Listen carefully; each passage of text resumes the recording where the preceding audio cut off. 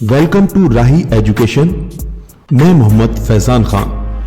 उत्तर प्रदेश लोक सेवा आयोग द्वारा आयोजित बीईओ खंड शिक्षाधिकारी परीक्षा हेतु सबसे उपयोगी सामान्य ज्ञान से संबंधित प्रश्नों की इस श्रृंखला में आपका स्वागत है। स्वागत है आपका खंड शिक्षाधिकारी परीक्षा से संबंधित प्रश्नों की श्रृंखला में। आपका ज्यादा वक्त न बर्बाद करते हुए मैं जल्दी से शुरू करता हूं आज की प्रश्नों की श्रृंखला। पहला प्रश्न, न्यूज ब्रॉडकास्टर्स फेडरेशन एनबीएफ ने किसे अपने गवर्निंग बोर्ड संचालक मंडल का अध्यक्ष निर्वाचित किया? देखिए, दिसंबर 2019 में 14 भाषाओं के 78 से भी अधिक चैनलों के association NBF news broadcaster federation ने अर्नब गोस्वामी को अपने गवर्निंग बोर्ड संचालन मंडल का अध्यक्ष निर्वाचित किया। आपको पता होगा, Arnab Goswami news channel Republic TV के प्रधान संपादक हैं और ये अपने अलग अंदाज की वजह से सुर्खियों में भी रहते हैं। तो इसका राइट आंसर हो जाएगा option number D. Okay, option number D इसका राइट आंसर हो जाएगा। देखिए, अगला प्रश्न है, 17 दिसंबर 2019 को मध्य प्रदेश सरकार ने किसे राष्ट्रीय तानसेन सम्मान 2019 प्रदान किया? देखिए, 17 से 21 दिसंबर 2019 के दौरान मध्य प्रदेश ने के ग्वालियर में स्थित संगीत सम्राट तानसेन के समाधि स्थल हजीरा में अंतरराष्ट्रीय तानसेन समारोह का आयोजन किया गया था।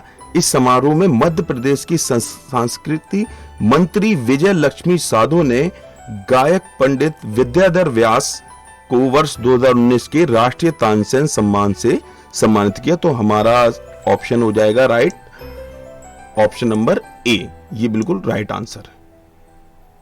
अगला प्रश्न, दिसंबर 2019 में किसे BBC sports personality of the year 2019 चुना गया? तो देखिए, 15 दिसंबर 2019 को एब्रीडन यूके में आयोजित समारोह में इंग्लैंड के क्रिकेटर बेन स्टोक्स को BBC sports personality of the year 2019 चुना गया। तो ऑप्शन नंबर सी हमारा राइट आंसर होगा। चलिए अगला प्रश्न देखते हैं जल्दी से। बहुत ही अच्छा प्रश्न है, कंप्यूटर में प्रयुक्त माउस की बॉडी लगभग 50 वर्ष पूर्व बनाई गई थी। उस समय यह बना था, किस धातु का बना था या किस मटेरियल इसमें यूज हुआ था? देखिए, अमेरिकी वैज्ञानिक डग एंजेलबर्ट ने वर्ष 1968 में पहली बार कंप्यूटर माउस को दुनिया के सामने पेश किया। पहली बार जब दुनिया ने इस मानव निर्मित माउस को देखा था तो ये एक बड़ा बेडोल लकड़ी का डिब्बा था।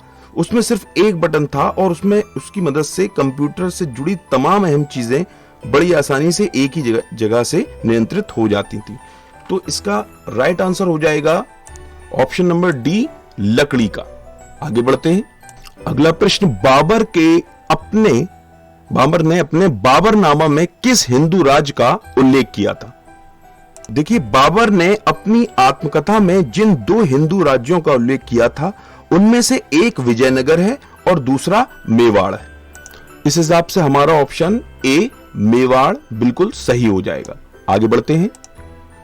दिल्ली सल्तनत का कौन सा सुल्तान लाख बख्श के नाम से जाना जाता था? देखिए, अपनी उदारता के कारण कुतुबुद्दीन ऐबक इतना अधिक दान करता था कि उसे लाख बख्श यानी कि लाखों को देने वाला के नाम से पुकारा जाता था। फरिश्ता ने लिखा है कि यदि व्यक्ति किसी की अपनी दानशीलता की प्रशंसा करते थे तो इस वजह से इनको लाख बख्श बोलते थे। तो इस हिसाब से हमारा राइट आंसर हो जाएगा ऑप्शन डी, कुतुबुद्दीन ऐबक। आगे देखते हैं। अगला प्रश्न, निम्नलिखित में से कौन एक अष्टांग योग का अंश नहीं है? देखिए, 8 अंगों में से यम, नियम, आसन, प्राणायाम, प्रत्याहार, धारणा, ध्यान और समाधि का वर्णन किया गया है इसमें। यही अष्टांग योग है। तो स्पष्ट हो जाता है कि इसमें अनुस्मृति ऑप्शन अष्टांग योग में नहीं आती और ऑप्शन हमारा ए सही हो जाएगा। आगे बढ़ते हैं। दिसंबर 2019 में संपन्न जलवायु परिवर्तन पर संयुक्त राष्ट्र फ्रेमवर्क कन्वेंशन के पक्षकारों के सम्मेलन COP 25 की मेजबानी किसने की? जल्दी से आंसर आप चूज करिए। देखिए, मैं आपको बताता हूं, 2 से 13 दिसंबर 2019 के मध्य जलवायु परिवर्तन पर संयुक्त राष्ट्र फ्रेमवर्क कन्वेंशन के पक्षकारों के 25वें सम्मेलन का आयोजन मैड्रिड स्पेन में किया गया था। तो इसलिए हमारा राइट आंसर हो जाएगा ऑप्शन नंबर बी। आगे बढ़ते हैं। अगला प्रश्न, पेट्रो ट्रैक 2019 का आयोजन कहां किया गया था? देखिए मैं आपको पेट्रो ट्रैक के बारे में बताता हूं। 10 से 12 फरवरी 2019 के दौरान पेट्रो ट्रैक 2019 जो भारत का प्रमुख द्विवर्षीय अंतर्राष्ट्रीय तेल और गैस सम्मेलन एवं प्रदर्शनी है का आयोजन किया गया था India expo centre greater Noida में। यह एशिया का सबसे बड़ा तेल और गैस संबंधी आयोजन था। तो हमारा यहाँ पर राइट आंसर हो जाएगा option number D, greater Noida. देखिए मैं आपको जानकारी भी देता जा रहा हूं, आपका बहुत ही कम समय ले रहा हूं, कम समय में ज्यादा से ज्यादा आपकी बीईओ की तैयारी कराएगा हमारा चैनल। तो हमारे चैनल को आप सब्सक्राइब जरूर कर दीजिए, बेल आइकन पर क्लिक कर दें। कमेंट सेक्शन में जरूर बताएं कि आपके कितने आंसर सही जा रहे हैं। हमारा चैनल राही एजुकेशन लगातार आपको नए से नए और बहुत ही अच्छे वीडियो देता जाएगा ताकि आप बहुत ही बढ़िया तैयारी कर सकें बीईओ एग्जाम की। चलिए आगे बढ़ते हैं। नीति आयोग के स्वास्थ्य सूचकांक 2019 स्वास्थ्य राज्य प्रगतिशील भारत में बड़े राज्यों में उत्तर प्रदेश का कौन सा स्थान? तो इसका मैं आपको राइट आंसर बता देता हूं। इसमें बी ऑप्शन बिल्कुल सही है। उत्तर प्रदेश का यहां पर 21वां स्थान है। अगला प्रश्न देखते हैं। देखिए निम्नलिखित पदार्थों में से कौन सा पदार्थ खाने की वस्तुओं के परिरक्षण में प्रयोग होता है? तो इसका राइट आंसर मैं आपको बता देता हूं, ऑप्शन सी, सोडियम बेंजोएट। ये बिल्कुल सही आंसर है। मैं इसका फार्मूला भी लिख देता हूं, NaC7H5O2 H5O2।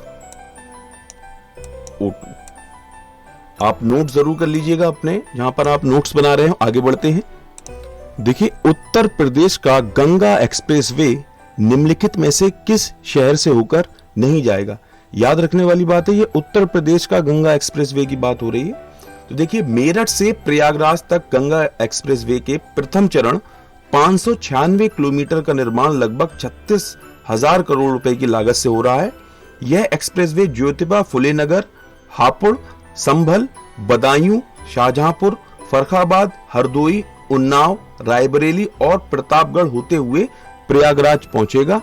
तो इस हिसाब से हमारा ऑप्शन डी बिल्कुल सही हो जाएगा, यानी कि आगरा शहर से होकर नहीं गुजरेगा। तो हमारा राइट आंसर हो गया आगरा। ओके आगे बढ़ते हैं। 2022 फीफा विश्व कप की मेजबानी कौन करेगा? तो इसका राइट आंसर हो जाएगा ऑप्शन नंबर बी, मेजबानी कतर करेगा और यह इस प्रतियोगिता का 22वां संस्करण होगा, यानी कि 22वां फीफा विश्व कप होगा। आगे बढ़ते हैं। निम्नलिखित में से कौन शंघाई सहयोग संगठन का सदस्य देश नहीं है?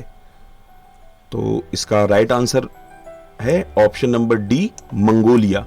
ये सहयोग संगठन का सदस्य देश नहीं है। आगे बढ़ते हैं।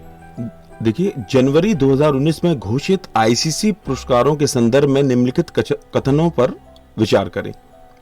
देखिए मैं आपको बता दूं कि भारतीय क्रिकेट कप्तान विराट कोहली जनवरी 2019 में आईसीसी के वार्षिक पुरस्कारों में ICC cricketer of the year हेतु sir Garfield Sobers trophy, ICC वर्ष का पुरुष टेस्ट खिलाड़ी तथा आईसीसी वर्ष का एक दिवसीय अंतर्राष्ट्रीय खिलाड़ी पुरस्कार जीतकर एक ही वर्ष में तीनों शीर्ष व्यक्तिगत पुरस्कार जीतने वाले पहले क्रिकेटर बने। तो इस हिसाब से हमारा जो ऑप्शन है वो देखिए इसमें कथन पूछा जा रहा है, तो इस हिसाब से हमारा जो ऑप्शन है ए बिल्कुल सही हो जाएगा। वो दूसरे क्रिकेटर नहीं थे, तो इस हिसाब से केवल एक पहला वाला ये सही हो जाएगा। आगे बढ़ते हैं। बहुत ही सिंपल प्रश्न, भोपाल गैस दुर्घटना का कारण था, सभी को पता होगा, लेकिन फिर से रिवाइज कर लेते हैं। मिथाइल आइसोसाइनाइड का रिसाव हो गया था।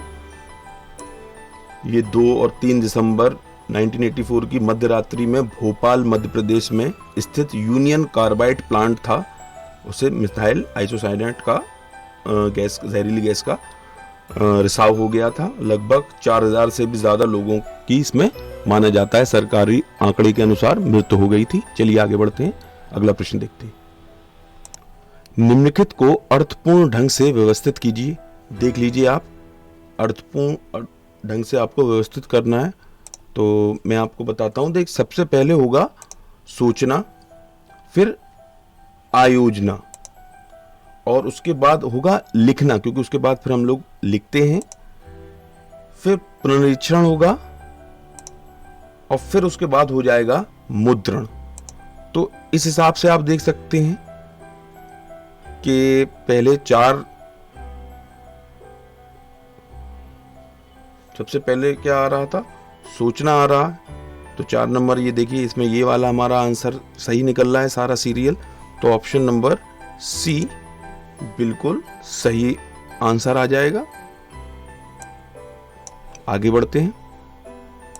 डीएनए में मौजूद शर्करा होती है, ये सिंपल क्वेश्चन है, आपको पता होगा। डीएनए में डीऑक्सीराइबोज शर्करा पाई जाती है, क्योंकि डीएनए का फुल फॉर्म ही होता है डीऑक्सीराइबो न्यूक्लिक एसिड। अगला प्रश्न, पेड़ों की प्रसिद्ध प्रजाति सुंदरी कहां पाई जाती है? देखिए, पेड़ों की प्रसिद्ध प्रजाति सुंदरी मैंग्रोव वनों में पाई जाती है। पश्चिम बंगाल के सुंदरबन में ये बहुत ज्यादा पाए जाते हैं, इसी कारण इन वृक्षों को सुंदरी कहते हैं। तो हमारा राइट आएगा ऑप्शन नंबर सी, मैंग्रोव वनस्पतियों को ही सुंदरी कहते हैं। चलिए आगे बढ़ते हैं। यूएनडीपी का बहुआयामी निर्धनता सूचकांक कितने प्रत्ययों यानी इंडिकेटर से बना है? तो मैं आपको बता दूं, इसका राइट आंसर है ऑप्शन नंबर बी, 10। वर्ष 2010 में ऑक्सफोर्ड निर्धनता एवं मानव विकास पहल OPHI द्वारा संयुक्त राष्ट्र विकास कार्यक्रम UNDP के सहयोग से निर्धनता मापन हेतु बहुआयामी निर्धनता सूचकांक MPI का विकास किया गया था। चलिए आगे बढ़ते हैं, अगला प्रश्न देखते हैं। अगला प्रश्न, डीएनए की द्विकुंडलित संरचना किसने प्रस्तुत की थी? ये प्रश्न डीएनए का मॉडल किसने प्रस्तुत किया था, ऐसे भी पूछा जाता है। तो मैं आपको बता दूं, इसका राइट आंसर है वॉटसन और क्रिक। इन्होंने 1953 में इसका मॉडल प्रस्तुत किया था। देखिए, डीएनए का मॉडल किसने प्रस्तुत किया, ये वॉटसन और क्रिक ने किया था, और डीएनए की खोज जो है वो फ्रेडरिक मिश्चर ने की थी, और वॉटसन और क्रिक को इस मॉडल के लिए नोबेल प्राइज भी मिला था 1962 में। आगे बढ़ते हैं। 2001 और 11 के मध्य भारत के किस राज्य में नकारात्मक जनसंख्या वृद्धि हुई? तो इसका राइट आंसर मैं आपको बता देता हूं, बहुत ही कम समय ले रहा हूं मैं, बहुत ही कम समय में ज्यादा से ज्यादा प्रश्न आपको देने की कोशिश कर रहा हूं। इसका राइट आंसर है नागालैंड। अगला प्रश्न देखते हैं। मेक इन इंडिया का उद्देश्य है, देखिए हमारे मोदी जी का नारा है, तो मेक इन इंडिया का उद्देश्य भी हमें जानना चाहिए। निवेश तथा नव प्रवर्तन को बढ़ाना, कौशल विकास में अभिवृद्धि, बौद्धिक संपदा को सुरक्षित रखना, इन सभी उद्देश्यों को प्रोत्साहन देना। तो बिल्कुल सही है, इन सभी उद्देश्यों को प्रोत्साहन देना है, तो ऑप्शन डी हमारा राइट आंसर हो जाएगा। अगला प्रश्न देखते हैं। प्लीज हमारे चैनल को आप सब्सक्राइब जरूर करें, कमेंट करें और बेल आइकन पर क्लिक जरूर कर दीजिए। देखिए, आपके सहयोग की हमें बहुत जरूरत है, ताकि हम बहुत ही अच्छे वीडियो कम समय में ज्यादा से ज्यादा आपको प्रश्न बीईओ की परीक्षा में तक दे सकें। आगे बढ़ते हैं। देश में गेहूं उत्पादन की दृष्टि से निम्न राज्यों का अवरोही क्रम लिखिए। देखिए, अगर हम राज्यों का अवरोही क्रम लिखें तो इस हिसाब से हमारा ऑप्शन ए राइट हो जाएगा। उत्तर प्रदेश, पंजाब और मध्य प्रदेश, ये अवरोही क्रम है। आगे बढ़ते हैं। देखिए अगला प्रश्न, एंजाइम क्या है? तो मैं आपको बता दूं, एंजाइम एक बायो उत्प्रेरक है। अगला प्रश्न देखते हैं। देश में वर्ष 2018-19 में किस केंद्रीय सार्वजनिक उपक्रम को हानि हुई? तो देखिए, ये हानि हुई थी भारत संचार निगम को, क्योंकि हम लोग प्राइवेट कंपनी का ज्यादातर सेलफोन और सिम्स यूज कर रहे हैं। जियो आ गया तो हम लोग वो यूज करने लगे, और बीएसएनएल की सभी लोग सिम कम पड़वाते हैं, तो जाहिर सी बात है इसका इफेक्ट पड़ना ही था। तो भारत संचार निगम को बहुत ज्यादा हानि हुई। चलिए आगे बढ़ते हैं। अगला प्रश्न देखिए, सूची 1 को सूची 2 से मिलाना है। भारत सरकार की कुछ योजनाएं दी हुई हैं, तो मैं आपको ऐसा ही बता देता हूं। जो नई रोशनी कार्यक्रम है वो महिला सशक्तिकरण के लिए है, और पीएमजी दिशा जो है ये डिजिटल साक्षरता के लिए था, और प्रधानमंत्री जनधन योजना ये वित्तीय समावेश के लिए, और स्वावलंबन योजना ये है पेंशन के लिए। तो इस हिसाब से अगर हम देखें तो हमारा जो ऑप्शन इसमें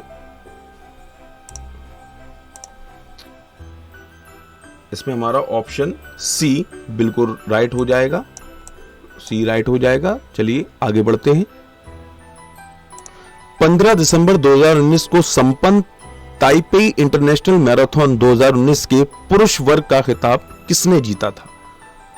तो ये थे केनेथ म्बुरा मुंगरा। तो हमारा ऑप्शन सी राइट हो जाएगा। चलिए आगे बढ़ते हैं, अगला प्रश्न देखते हैं जल्दी से। दिसंबर 2019 में किन दो देशों की 3 सेनाओं के बीच संयुक्त सैन्य अभ्यास इंद्र 2019 आयोजित किया गया?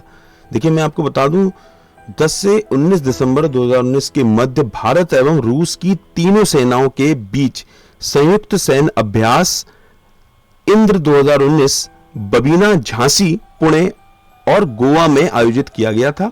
भारत और रूसी सशस्त्र बलों के बीच तीनों सेनाओं के अभ्यास का यह दूसरा संस्करण था। तो हमारा ऑप्शन बी राइट हो जाएगा, भारत एवं रूस। आगे बढ़ते हैं। अंतर्राष्ट्रीय वनडे क्रिकेट में 2 बार हैट्रिक लेने वाले पहले भारतीय गेंदबाज कौन है?